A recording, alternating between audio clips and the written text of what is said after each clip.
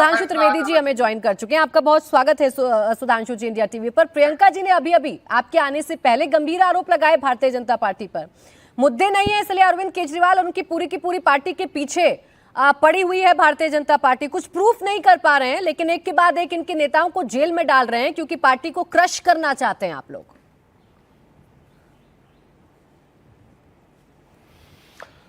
देखिए, आम आदमी पार्टी के वादों को, दावों को कितनी गंभीरता से लिया जाए इसी से समझ में आ सकता है। इन्होंने कहा कि केजरीवाल जी ने कहा कि उनके ऊपर केस फर्जी है, जबकि नियमानुसार वो बाहर निकलकर अपने केस के बारे में टिप्पणी नहीं करेंगे, ये सर्वोच्च न्यायालय ने कहा था।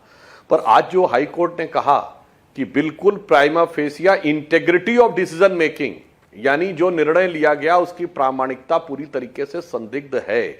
चलिए, आपको न्यायालय को लेकर जो मन में हो तो हम मान लें। ये केजरीवाल जी जब इनके ऊपर ये जेल गए तो इन्होंने कहा मेरे ऊपर केस गलत है, मैं मानता हूं, इसलिए मैं रिजाइन नहीं करूंगा। तो सवाल उठता मनीष सिसोदिया क्यों रिजाइन करवाया था?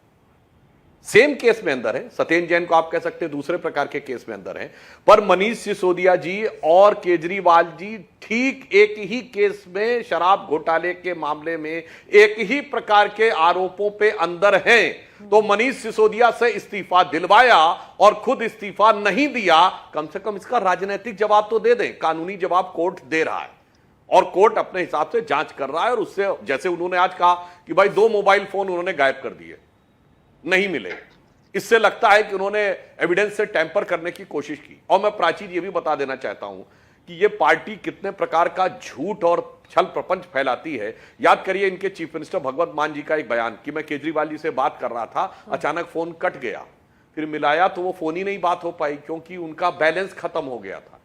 अब बताइए, क्या देश की जनता को आपने पप्पू समझ रखा है? क्या मुख्यमंत्री प्रीपेड फोन पे बात करते हैं? और सुनिए, कोई जिस शराब घोटाले में जो फोन नष्ट किए गए हैं वो सब आईफोन है। हाँ। आईफोन जो मिनिमम 60-70-80 हजार रुपए का आता है और मैक्सिमम 1.25 लाख का आता है। भाई 1 लाख रुपए का फोन नष्ट करने वाला कोई व्यक्ति बताइए जो प्रीपेड कार्ड पे बात करता हो और वो भी बैलेंस उसका खत्म हो जाता हो। इस ढंग की बातें करने वाले लोगों को कितनी गंभीरता से लिया जाना चाहिए, ये मैं सहज पूछ सकता हूं। तो बस नैतिक सवाल यह है कि सिसोदिया जी से क्यों ताकपत्र करवाया था, और कानूनी सवाल पे जो हाईकोर्ट ने बातें कही हैं कि सबूत नष्ट होना और ये सारी बातें, वो बिल्कुल साफ दिखाई